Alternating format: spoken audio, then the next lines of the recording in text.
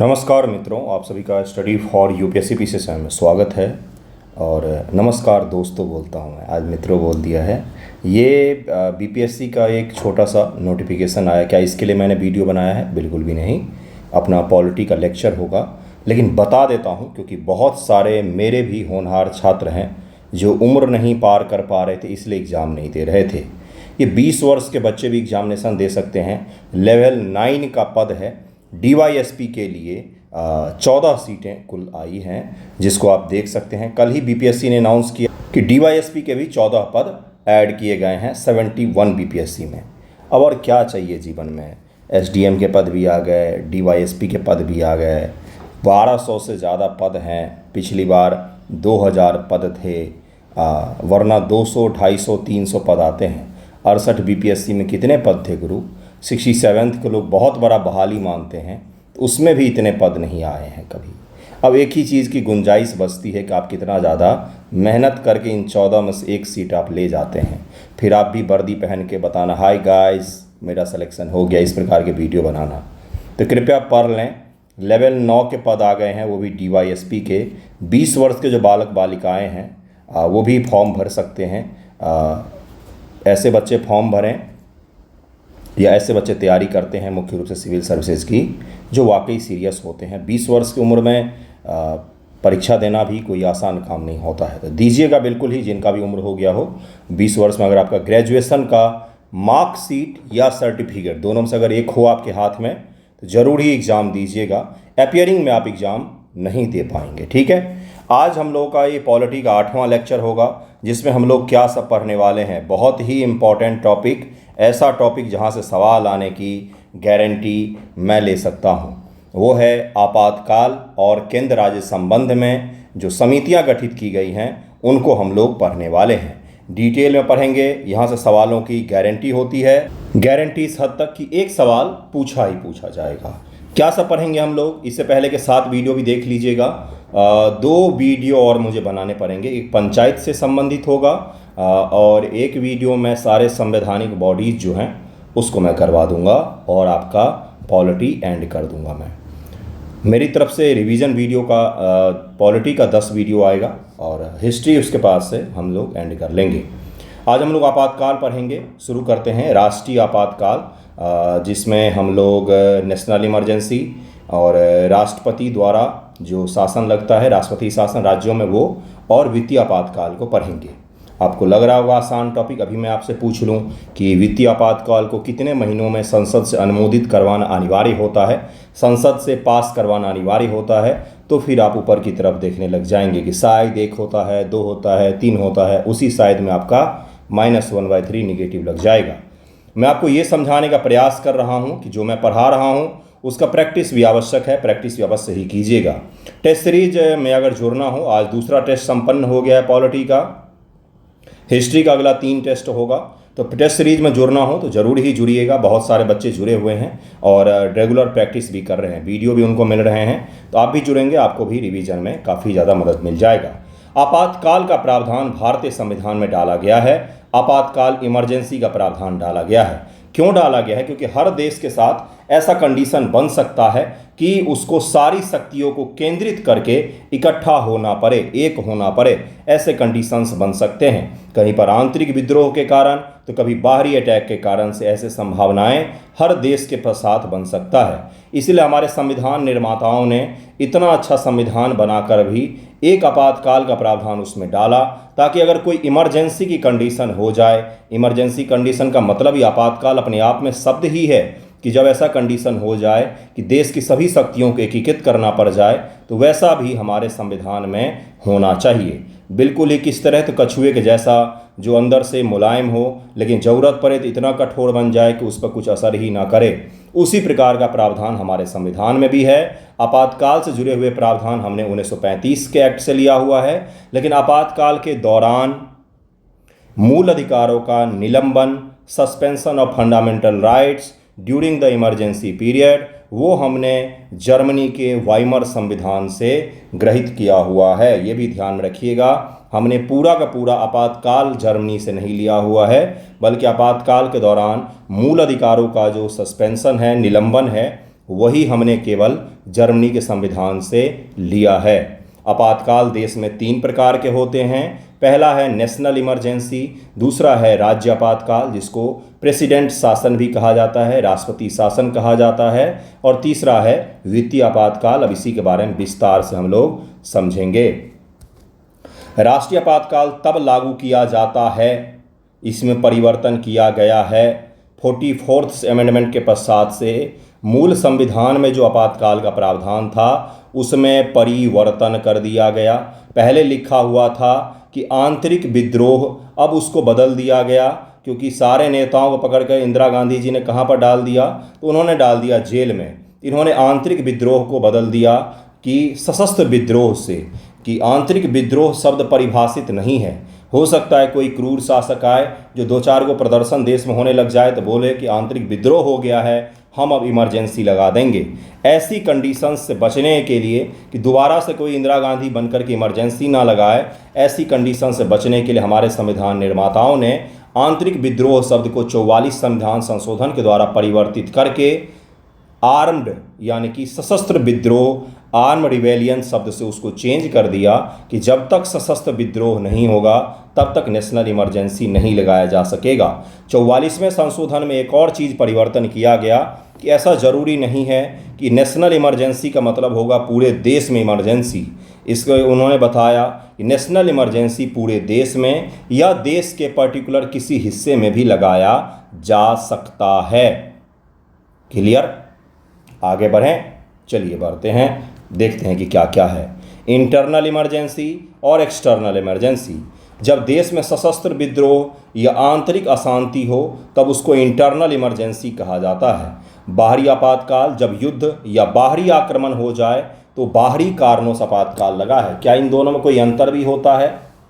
बिल्कुल अंतर होता है। वही अंतर समझाने के लिए हम यहाँ पर बैठे हैं बिल्कुल तैयार होकर के। क्या होता है अंतर?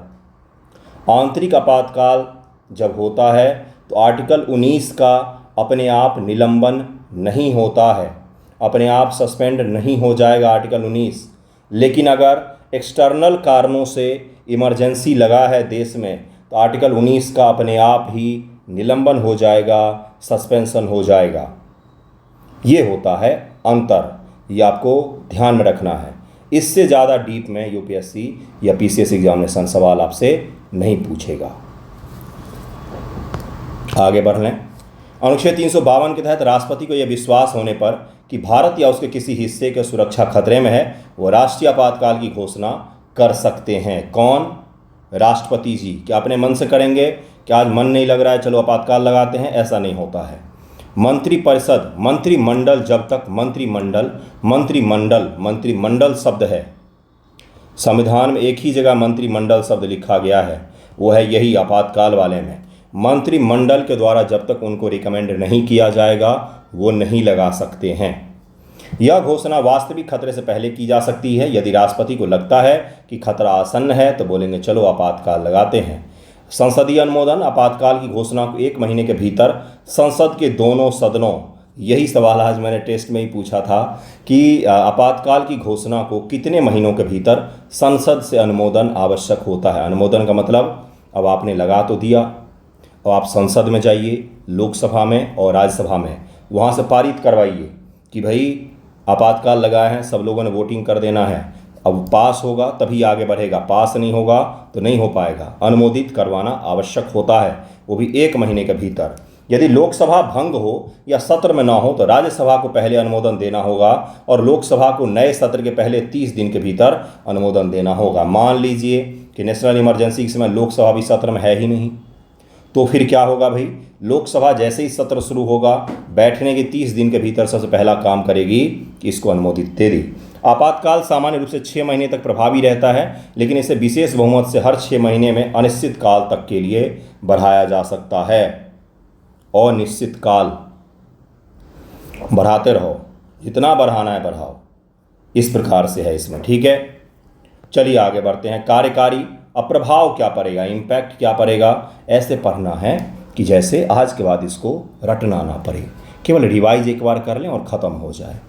केंद्र सरकार को राज्यों के कार्यकारी अधिकारों पर नियंत्रण प्राप्त हो जाता है। केंद्र राज्य को निर्देश दे सकता है कि सामान्य स्थिति में सीमित होता है। निर्देश सामान्य स्थिति में कम होता है, लेकिन इसमें किसी भी चीज़ को लेकर केंद्र सरकार निर्देश जारी कर सकती है। संसद को राज्य सूची के विषय पर कानून बनाने का अधिकार प्राप्त हो जाता है। आपातकाल समाप्त होने के बाद ये कानून प्रभावी नहीं रहते हैं। आपातकाल जैसे ही एंड होगा ये कानून अब प्रभावी नहीं हो पाएंगे। राष्ट्रपति को फाइनेंस से संबंधित केंद्र और राज्य के वित्त राजस्व वितरण में संशोधन करने का अधिकार प्राप्त हो जाता है। राष्ट्रपति के पास में वित्तीय सारी शक्तियाँ आ जाती हैं। फंडामेंटल राइट्स, आपातकाल के दौरान कुछ मौलिक अधिकार निलंबित हो सकते हैं, जैसे 1978 के संविधान संशोधन के बाद से 20 और 21 को निलंबित नहीं किया जा सकता है। दरअसल 20 ही वो आर्टिकल था, अगर निलंबित नहीं होता हमारे इतने सारे नेता जो इमरजेंसी के दौरान इंदिरा गांधी जी ने सबको पकड़ पकड़ के जेल में डाल दिया था, वो जेल में नहीं डाले जाते। इसलिए जब नेता लोग, आज तक आपको नहीं पता होगा कि 20-21 का निलंबन क्यों नहीं होता गुरुजी, है ना। तो 20 और 21 का निलंबन इसीलिए नहीं होता है क्योंकि सारे नेता जब जेल से निकले तो उन्होंने बोला कि पहले संविधान संशोधन करो, बहुत गड़बड़ है इसमें। तो उन्होंने संशोधन करके बोला कि 20 और 21 को अब निलंबित नहीं करना है, नहीं तो कल को फिर से बनेगा, फिर हम सबको उठा करके जेल में डाल देगा। तो इसीलिए 20 और 21 वो आर्टिकल हैं जो मूल अधिकार हैं, जो सस्पेंशन जिसका नहीं होता है नेशनल इमरजेंसी के दौरान, ये भी ध्यान में रखिएगा। राष्ट्रपति किसी भी समय आपातकाल को निरस्त कर सकते हैं। इसके लिए संसदीय अनुमोदन की आवश्यकता नहीं होती है। लगाने के 1 महीने के बाद संशोधन के अनुमोदन की आवश्यकता पड़ती है, लेकिन हटाने के लिए संसदीय अनुमोदन की आवश्यकता नहीं पड़ती है। बस वो बोलेंगे कि राष्ट्रीय आपातकाल खत्म करते हैं तो खत्म हो जाएगा। कब कब लगा है देश में, तो 1962 में लगा है। भारत चीन युद्ध के दौरान पहली बार राष्ट्रीय आपातकाल लागू किया गया। 1971 में बांग्लादेश मुक्ति संग्राम के दौरान दूसरी बार राष्ट्रीय आपातकाल लागू किया गया। 1975 में आंतरिक अशांति के आधार पर तीसरा राष्ट्रीय आपातकाल लागू हुआ। यह आपातकाल 1977 में निरस्त किया गया है। 1977 में इसको निरस्त किया गया है। ये ध्यान में रहेगा आपको सारा। यही 25 जून को, आज कितना जून है जब मैं वीडियो रिकॉर्ड कर रहा हूँ, तो 18 जून है। यही 25 जून 1975 को आपातकाल लगाया गया था। राष्ट्रपति शासन को अब हम लोग पढ़ेंगे। दरअसल में हमारा देश जो है उसकी जो संघीय व्यवस्था है, हमारे देश की इकाई है, जैसे राज्य है अलग अलग इकाई है। तो राज्य में राज्य के गवर्नर और वहाँ की जो लेजिस्लेटिव असेंबली है वो काम करते हैं। लेकिन कुछ ऐसा कंडीशन हो जाए कि राज्य का शासन व्यवस्था संविधान के अनुसार नहीं चले, एकमात्र कारण कि राज्य का जो शासन व्यवस्था है वो कॉन्स्टिट्यूशन ऑफ इंडिया के अकॉर्डिंग अगर नहीं चल रहा है, तो राष्ट्रपति महोदय वहाँ पर राज्य आपातकाल, जिसको प्रेसिडेंट रूल भी कहा जाता है, राष्ट्रपति शासन कहा जाता है, उसकी घोषणा कर सकते हैं। कैसे पता चले? राष्ट्रपति जी को आके कोई कान में कह दे, रेडियो पर राष्ट्रपति जी सुन लें, या राज्यपाल लिख करके कह दे, या उनको किसी भी स्रोत से ज्ञात हो। मैंने कान में सुनने वाली बात ऐसे ही नहीं बोला है। इसका मतलब है कि उनको किसी भी स्रोत से अगर ज्ञात होता है, या राज्यपाल उनको लिखित रूप से बोल देते हैं कि इस राज्य का शासन संविधान के अनुसार नहीं चल रहा है, तो वहाँ पर राष्ट्रपति शासन लगाया जा सकता है। ये प्रावधान याद रखना है। 365 के अनुसार यदि कोई राज्य केंद्र के निर्देशों का पालन करने से इनकार करता है या संवैधानिक प्रावधानों के अनुसार प्रशासन नहीं चला सकता है, केंद्र का निर्देश का भी अगर उल्लंघन करता है, तो उसको यही कहा जाता है कि संविधान अनुसार कार्य नहीं कर रहा है। क्योंकि संविधान में तो लिखा है केंद्र के निर्देशों का आपको मानना पड़ेगा। ठीक है, तो राष्ट्रपति शासन लागू किया जा सकता है। यह आमतौर पर तब होता है जब राज्य में राजनीतिक अस्थिरता, विधानसभा में बहुमत की कमी, या कानून व्यवस्था की विफलता, या केंद्र सरकार का मन नहीं लग रहा हो। तो पहले ऐसा होता था, लेकिन मोदी जी की गवर्नमेंट में राष्ट्रपति शासन केवल उत्तराखंड में लगाने का असफल प्रयास किया गया। उसके पश्चात उनको अपनी ही गवर्नमेंट के खिलाफ मणिपुर में लगाना पड़ा, नहीं तो राष्ट्रपति शासन नहीं लगाया गया। पहले बहुत धड़ल्ले से लगाया जाता था, किसी दूसरे पार्टी की सरकार ही बन जाती थी तो भी बदल करके वहाँ पर राष्ट्रपति शासन लगा दिया जाता था। संसदीय अनुमोदन, राष्ट्रपति शासन की घोषणा 2 महीनों के भीतर संसद से अनुमोदन प्राप्त करना आवश्यक हो गया है। 12 पर आ गए हैं हम, अब नेशनल इमरजेंसी के लिए भी 2 महीना होगा, तो 122 हो जाएगा। 122 याद रखिएगा। यह सामान्य रूप से 6 महीने तक प्रभावित रहता है, लेकिन इसे अधिकतम 3 वर्ष तक बढ़ाया जा सकता है। राष्ट्रीय आपातकाल को तो कितने भी वर्षों तक आप बढ़ाओ, लेकिन राज्य आपातकाल जो राष्ट्रपति शासन है उसको आप अधिकतम 3 वर्षों तक बढ़ा सकते हैं, बशर्ते हर 6 महीने पर आपको संसद से पारित करवाना पड़ेगा, संसद से अनुमोदन लेना पड़ेगा। 6-6 महीने करके बढ़ाया जाता है ये। राज्य की कार्यकारी शक्तियां राष्ट्रपति के पास चली जाती हैं, जो राज्यपाल के माध्यम से प्रशासन संचालित करते हैं। राज्य विधानसभा का अधिकार संसद को हस्तांतरित हो जाते हैं। मंत्रिपरिषद भंग कर दी जाती है और राज्य की असेंबली सस्पेंड कर दी जाती है। पहले यह प्रावधान था कि निरस्त कर दिया जाता था, खत्म कर दिया जाता था राज्य असेंबली को, लेकिन सुप्रीम कोर्ट ने फैसला सुनाया कि भाई साहब जितनी इमरजेंसी लगा, जितनी राष्ट्रपति शासन लगाने लगाओ, असेंबली को सस्पेंड मत करो, क्योंकि बार बार चुनाव करवाना पड़ता है, पैसा खर्च होता है। तो असेंबली को ख़त्म करके नहीं, सस्पेंड करो, जो जैसे ही राज्य का राष्ट्रपति शासन हटेगा वैसे ही असेंबली फिर से काम करने लग जाएगी। ये चीज़ क्लियर हो गया आपको। राष्ट्रपति किसी भी समय राष्ट्रपति शासन को निरस्त कर सकते हैं, इसके लिए संसदीय अनुमोदन की आवश्यकता नहीं होती है। अगला सवाल है, अगला पर चलते हैं। देखिए अगला क्या, कुछ सुझाव भी हैं, कुछ सुझाव भी देख लेते हैं। सरकारी आयोग अनुच्छेद 356 का उपयोग केवल अंतिम उपाय के रूप में किया जाना चाहिए। केंद्र को पहले राज्य सरकार को चेतावनी देनी चाहिए कि समझ जाओ नहीं तो राष्ट्रपति शासन लगा देंगे। याद रहना चाहिए, आपको पूछा जा सकता है। पुंछी आयोग राष्ट्रपति शासन में पूरे राज्य के बजाय विशिष्ट क्षेत्र जैसे जिला या जिले के किसी हिस्से तक सीमित रखना चाहिए। पुंछी आयोग ने सुझाव दिया था।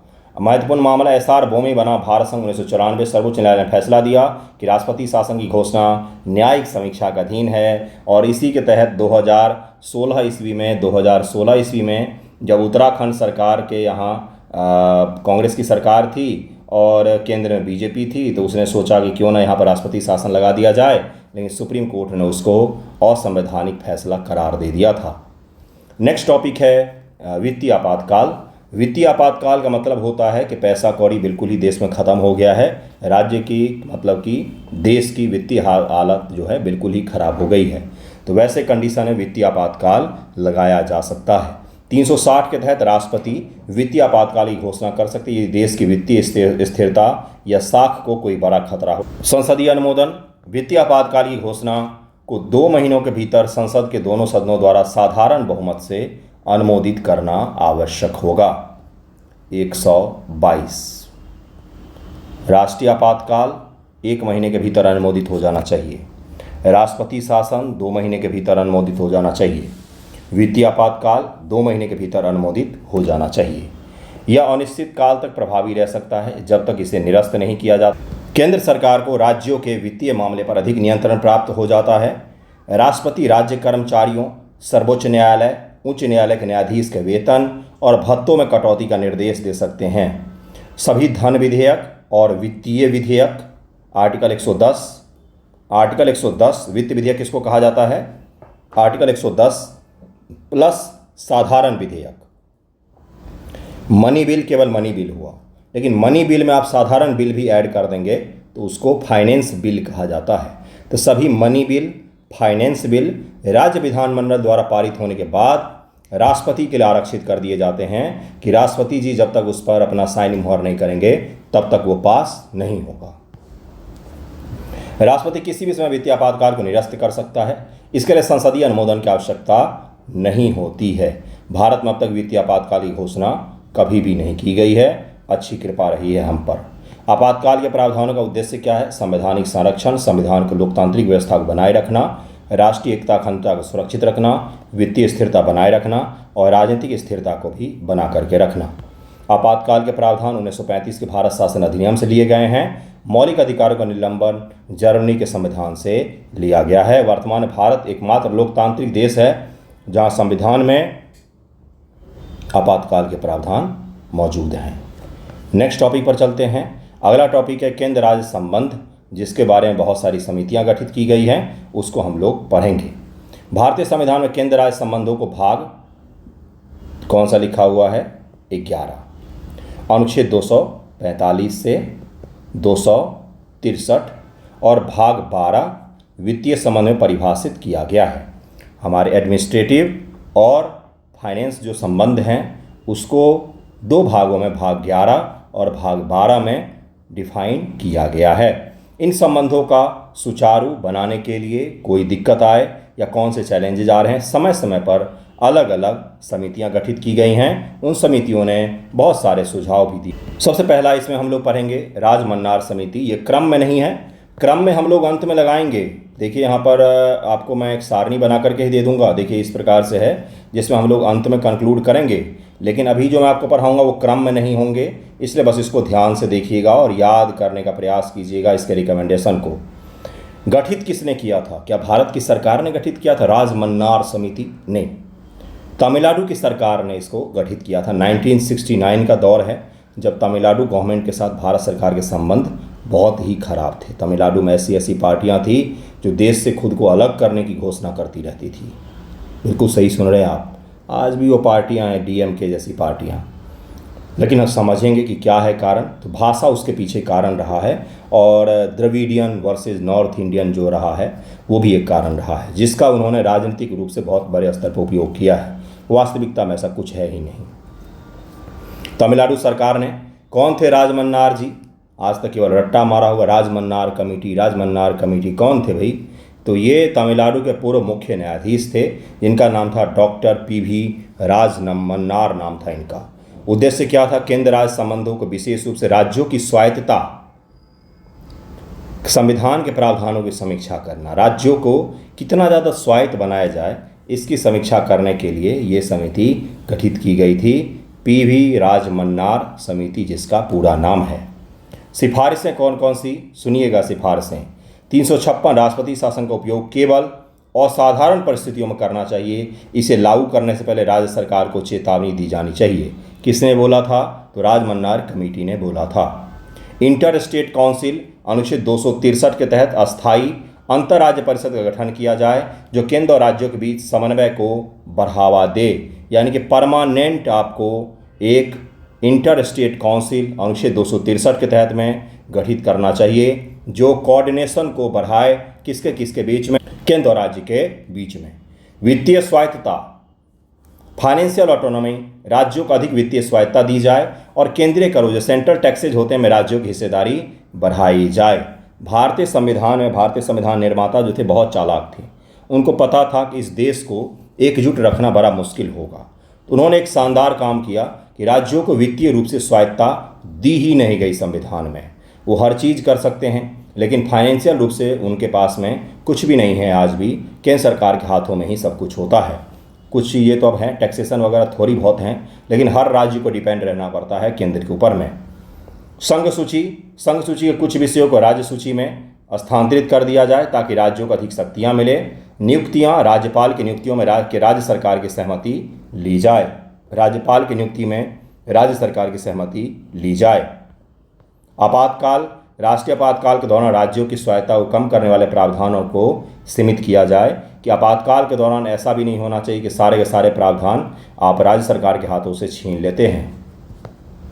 यह सीमित राज्यों को स्वायत्तता को बढ़ाने, केंद्र के प्रभुत्व को कम करने पर केंद्रित था। इसने केंद्र राज्य संबंधों में संतुलन की आवश्यकता पर जोर दिया था। पीवी राजमन्नार कमेटी बड़ा ही नामित है, ये मैंने आपको पढ़ा दिया है। सरकारिया आयोग, इनका पूरा नाम भी नहीं पता होगा। न्यायमूर्ति रंजीत सिंह सरकारिया इनका नाम था। आज से पहले ही नहीं पता होगा, बता दिया है आपको मैंने। 1983 में इसको गठित किया गया। ये बीपीएससी प्रीलिम एग्जाम में पूछा जा चुका है। गठनकर्ता भारत सरकार ने बनाया था। अध्यक्ष न्यायमूर्ति रंजीत सिंह सरकारिया सर्वोच्च न्यायालय के सेवानिवृत्त न्यायाधीश थे। उन्हीं की अध्यक्षता में समिति बनाई गई थी। उद्देश्य क्या था? तो केंद्र राज्य संबंधों की समीक्षा करना, रिव्यू करना, इसका उद्देश्य रखा गया था। अनुच्छेद 356 राष्ट्रपति शासन का उपयोग अंतिम उपाय, लास्ट रिसॉर्ट होना चाहिए, कि जब आपके हाथों में कुछ भी नहीं बचे तब आप राष्ट्रपति शासन का उपयोग करें। क्या राजमन्नार समिति ने भी यही बोला? बिल्कुल सही। इन दोनों कमेटियों में हो सकता है कि अगली बार वो आपसे पूछ ले कि सिमिलैरिटीज़ को ढूंढिए कि कौन कौन सी चीज़ें ऐसी हैं जिसके लिए दोनों कमेटियों ने रिकमेंड किया। इन्होंने अगला बोला कि इसे लागू करने से पहले राज्य सरकार को अपनी स्थिति स्पष्ट करने का अवसर दिया जाए, कि भाई ये बताओ कि हम राष्ट्रपति शासन लागू करने वाले हैं, तो आपका क्या सोचना है इस विषय में। केंद्र को यह सुनिश्चित करना चाहिए कि राज्य में संवैधानिक तंत्र पूरी तरह से विफल हो चुका है, राज्य सरकार अपने स्तर से काम ही नहीं कर सकती है, वैसे अंतिम उपाय के रूप में राष्ट्रपति शासन का उपयोग होना चाहिए।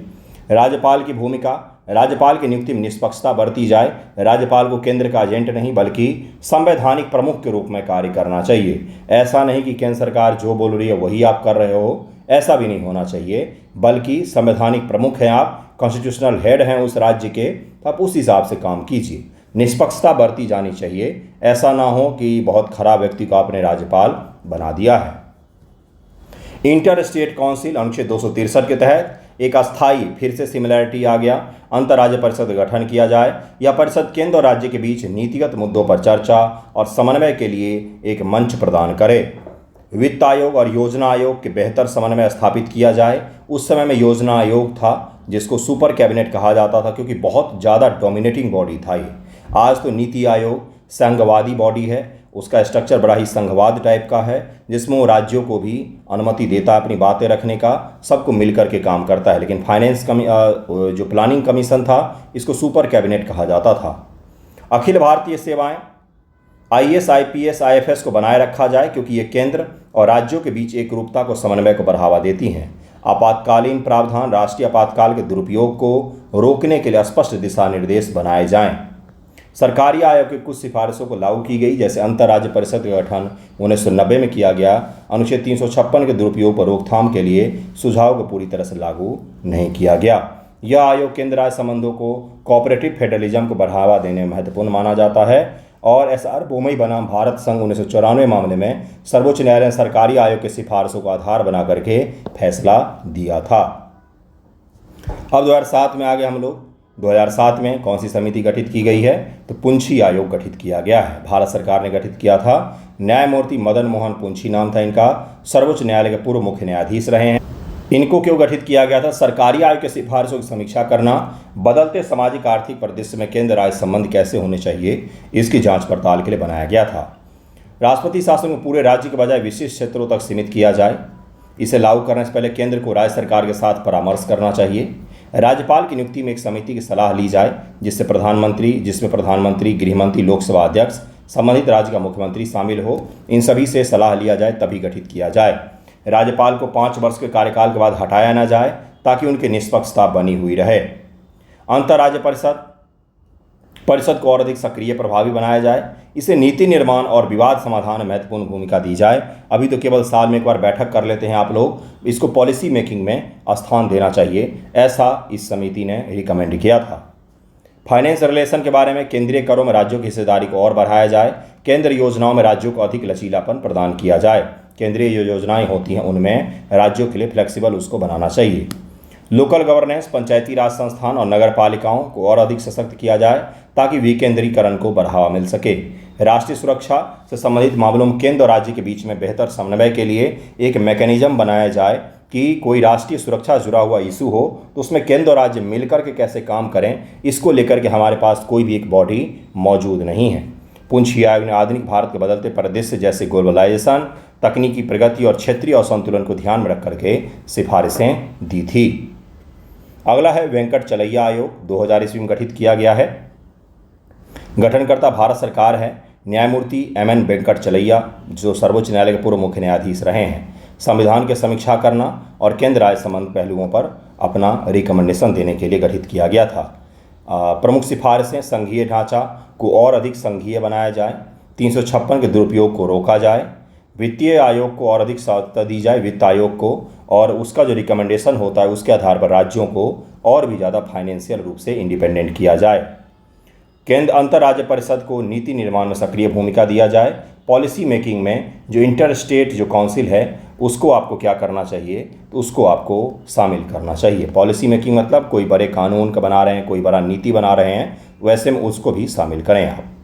सेकंड ARC है, ARC फर्स्ट ARC भी है और सेकंड ARC भी है। सेकंड ARC कब गठित किया गया है? तो 2005 में गठित किया गया। एडमिनिस्ट्रेटिव रिफॉर्म कमीशन इसको कहा जाता है। इसका दूसरा कमीशन है ये, दूसरा है। 2005 में वीरप्पा मोइली इसके अध्यक्ष थे। कांग्रेस का राज था, मनमोहन सिंह जी की पहली गवर्नमेंट थी, उस दौरान इसको गठित किया गया था।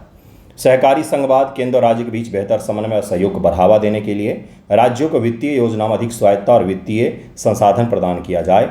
परिषद को और अधिक शक्तिशाली बनाया जाए। पंचायती राज संस्थानों को सशक्त करने के लिए केंद्र और राज्यों के बीच में समन्वय बढ़ाने के लिए इसने रिकमेंड किया। ये भी ध्यान में रखिएगा। एक चीज़ और, एक फैक्ट छूट गया था। कौन सी ऐसी समिति है जिसने IAS IPS के पदों को समाप्त करने के लिए बोला था? तो उसने बोला था राज्य मन्नार समिति, जिसको तमिलनाडु गवर्नमेंट ने बनाया था, कि आप आईएएस और आईपीएस के पदों को ख़त्म कर दीजिए। ये जो पद हैं ये कहीं ना कहीं राज्यों के ऊपर में केंद्र का डोमिनेंस है, क्योंकि वो अधिकारी जो है वो चयनित केंद्र के द्वारा किया जाता है और केंद्र राज्य सरकारों को अधिकारी देती है और अधिकारी फिर राज्य के लिए काम करते हैं। केंद्र सरकार जब चाहे तब उसको वापस बुला सकता है। अब इसका जरा तुलनात्मक विश्लेषण कर लेते हैं, एग्जाम में पूछा जाएगा। राजमन्नार समिति 1969 पीवी राजमन्नार, सरकारी आयोग 1983 केंद्र राज्य संतुलन, और इसके रिकमेंडेशन पढ़ा दिए हैं। अब पुंछी आयोग 2007 है, वेंकट चलैया 2000 ईस्वी है, तो यानी कि सबसे पहले 1969 राजमन्नार है। इससे पहले ARC 1 है, एडमिनिस्ट्रेटिव रिफॉर्म कमीशन 1 है, लेकिन उसने केंद्र राज्य के बारे में ज़्यादा रिकमेंड नहीं किया था, इसलिए उसको इग्नोर करते हैं हम लोग। 1969 में राजमन्नार समिति को पहला माना जाता है। फिर आप किसको मान सकते हैं, तो सरकारी आयोग को दूसरा मान सकते हैं, सरकारी आयोग को दूसरा। फिर वेंकट चलैया कमीशन को, वेंकट चलैया जो है ये तीसरे नंबर पर आएगा, 2000 ईस्वी में है। फिर पुंछी आयोग 2007 में है। फिर प्रशासनिक सुधार आयोग जो है वो 2005 में आता है। तो 2005 के बाद 2007 आएगा। तो जो आपने सुना कि जो पुंछी आयोग है ये 2007 में सबसे अंतिम यही गठित किया गया था। इसके रिकमेंडेशन भी मैंने आपको समझा दिए, आपातकाल के प्रावधान भी समझा दिए। अब यहाँ से जो सवाल पूछा जाएगा वो इससे बाहर नहीं आएगा, ये भी ध्यान रखिएगा। जो आपको रिकमेंडेशन पढ़ाए हैं, ईयर पढ़ाए हैं, समिति का अध्यक्ष पढ़ाए हैं, कब गठित किया गया ये पढ़ाया है, उसी से सवाल पूछा जाएगा। ये DYSP वाला पद पहले ही मैंने समझा दिया था। इसमें 6 पद अनारक्षित रखे गए हैं। 1 पद आर्थिक रूप से कमज़ोर वर्ग के लिए है, EWS के लिए। SC के लिए 3 पद है, 3 सीट है। ST के लिए 0 सीट रखा गया है, और OBC के लिए 3 है, और EBC के लिए 3 है, और OBC के लिए 1 पद है। जैसे महिलाओं के लिए पद जो स्पेशली वो नहीं है यहाँ पर, ठीक है। तो देखिए 14 पद हैं, जिसमें से 4 महिलाओं के लिए भी पद हैं, ये भी ध्यान रखिएगा। 20 वर्ष का अगर आप हैं तो भर सकते हैं आसानी से। जिन्होंने फॉर्म भर दिया क्या उनको अलग से भरना है? बिल्कुल भी नहीं। आपके मन में भी इस तरह के सवाल भी आते हैं, आपने फॉर्म भर दिया, आपका काम हो गया है, ठीक है। जो 20 वर्ष के बच्चे जो अभी तक जिन्होंने फॉर्म नहीं भरा था, कृपया भर लें। धन्यवाद आप सभी का वीडियो देखने के लिए।